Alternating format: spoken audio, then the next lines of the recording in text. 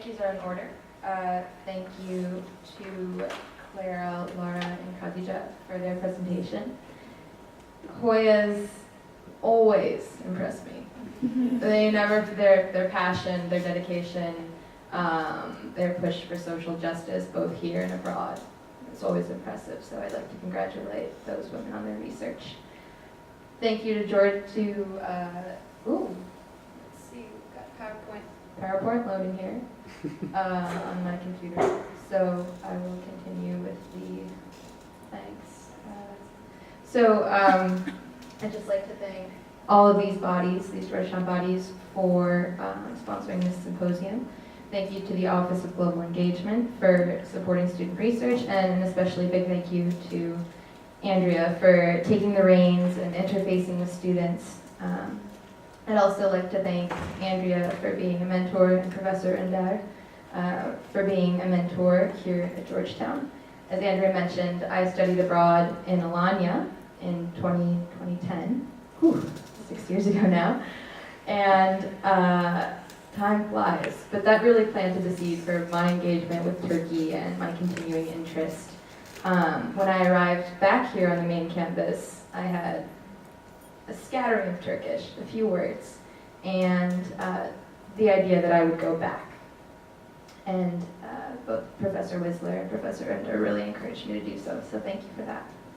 Finally, thank you to everyone here for your attendance and your attention. As Andrea mentioned, my name is Melinda Reyes. I am a 2013 SFS grad. I was RCST here. I focused actually on something not related to music. I worked on security in Russia and Turkey with a heavy focus on terrorism.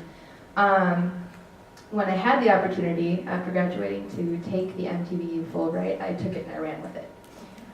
It's nice.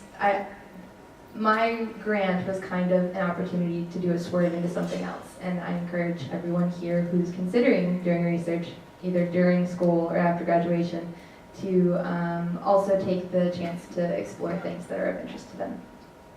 So, a little bit about the grant. It is a 9-month research grant. There are 4 of them given out annually, and you can take them and go to any country. It falls outside of the normal application for Fulbright, but there are other Fulbrights too, such as regular research grants. There's a National Geographic grant for storytelling.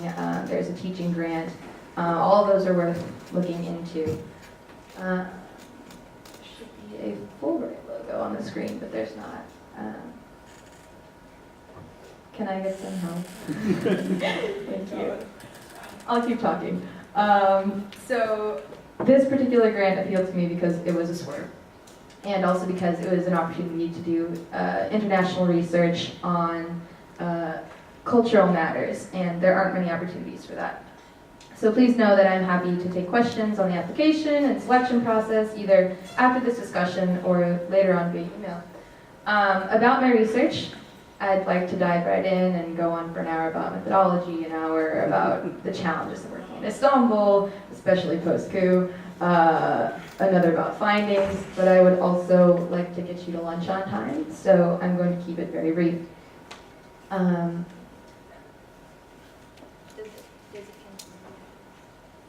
okay, perfect. Whew. All right, that's a relief. So here's a little bit about the grant. So before I go into my research exactly though, I do want to explicitly touch on a couple of things that people mentioned about process, the process of doing research. Everyone can say, hi, how are you, right? Everyone in this room. And everyone in this room also knows the myriad of appropriate answers, appropriate responses. So everyone can do research. That's the first, second, and third most important question of any research project. It's about building relationships, building rapport, building trust with your informants, whether internationally or here in your local communities. The second comment I'd like to make is when you land at your site, you probably won't have a place to live, your luggage will be lost, you're going to accidentally drink the water, and every single one of the pillars of your research, all of the preparation, is going to turn out to be completely irrelevant.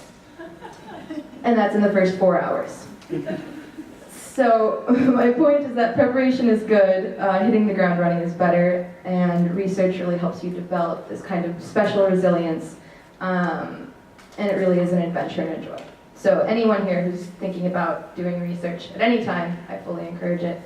Now for my research. During my grant, I researched local jazz and electronic communities in Istanbul, Turkey, and how they fit into the larger social context of the country.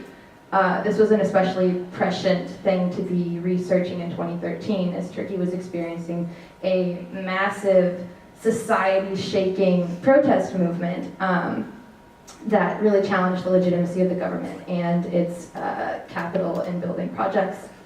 And all of this centered on one iconic street, that's Istiklal Street, in the entertainment district of Beyoglu in Istanbul, the cultural capital of Turkey. My Fulbright allowed me to actually live on an offshoot of this street, and I lived there, slept there, worked there, researched there for the 9 months of my grant. Because of time constraints, today I'll talk mostly about the importance of cultural output along the street, rather than specifically the music. Of course, music fits into that. So especially in the context of Turkey's terrorist attacks and coup attempt and subsequent purge, the pace and character of life along this street has undergone a huge tidal change. And even the physical character of the street is changing. The sounds you hear, the protests that are present, the art galleries, the storefronts. This street has probably been in flux for its entire history. I mean, it has to be. It's a city of 17 million people now. Nothing's going to stay the same for very long, right? However, the rate of change has accelerated since 2013 and since the Gezi protest movement that occurred in that year, and not necessarily in a way that is more open or hopeful. I hinted this in my title. So when I say social change and social changes, I mean this: both the demographic composition of society and the country's social attitudes are changing rapidly. As the conservatism and economic fates of the country wax and wane, changes often hit this district as being a liberal district, being a commercial district, earlier and in visually striking ways than elsewhere in the country.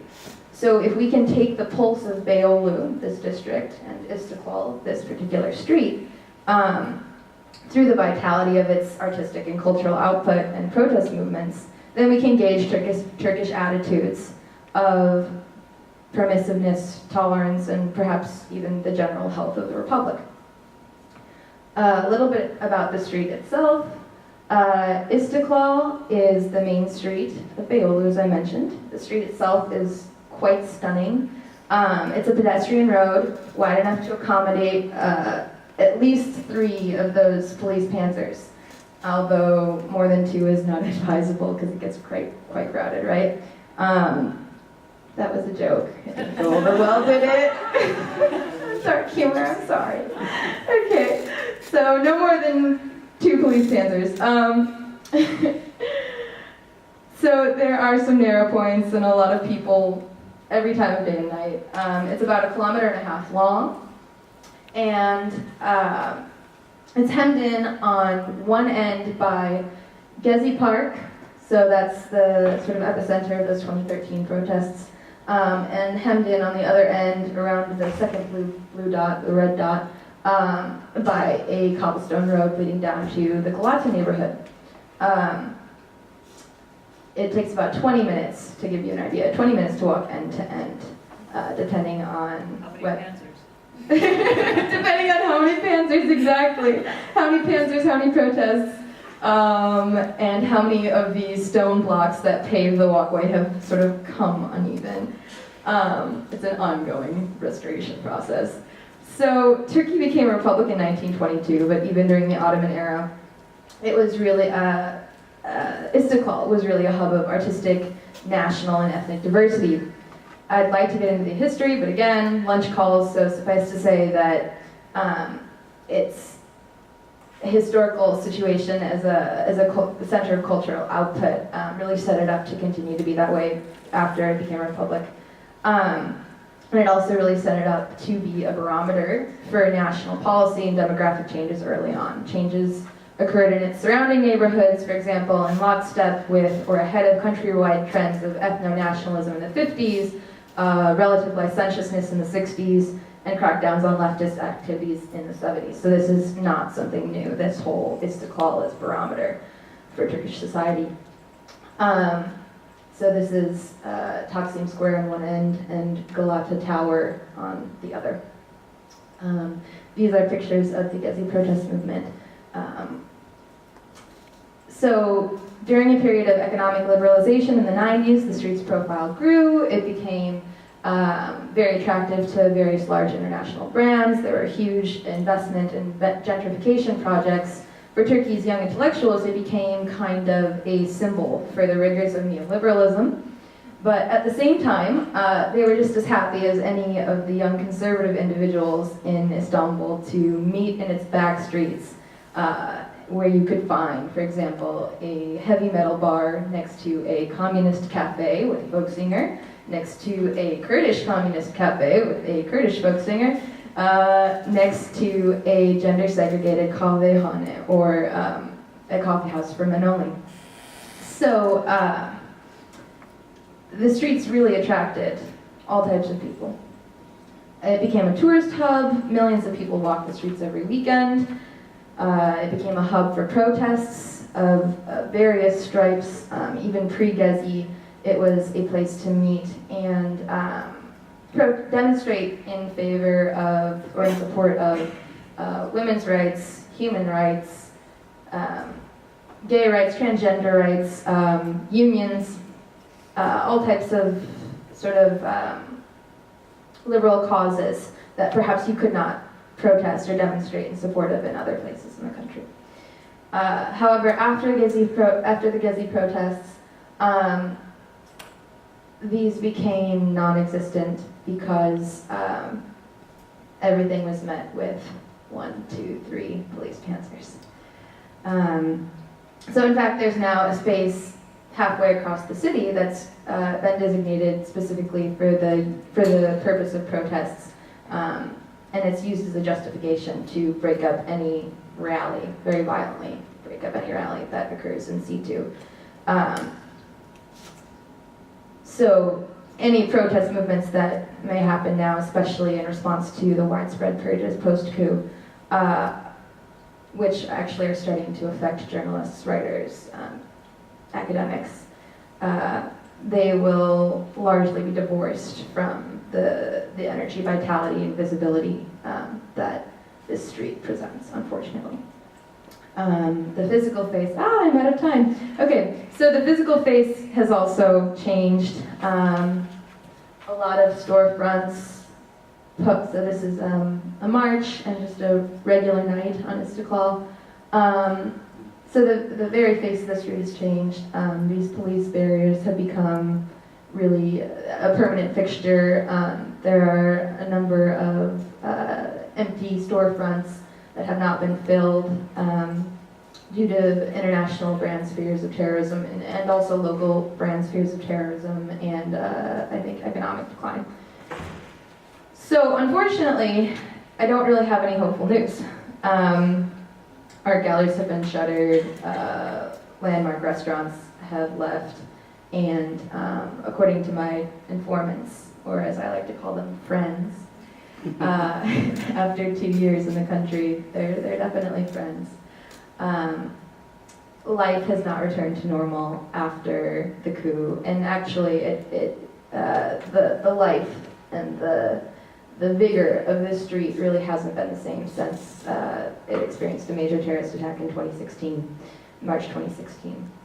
So if Istiklal, as I've hypothesized, is an accurate barometer for attitudes of permissiveness, openness in the country as a whole, obviously this does not bode well.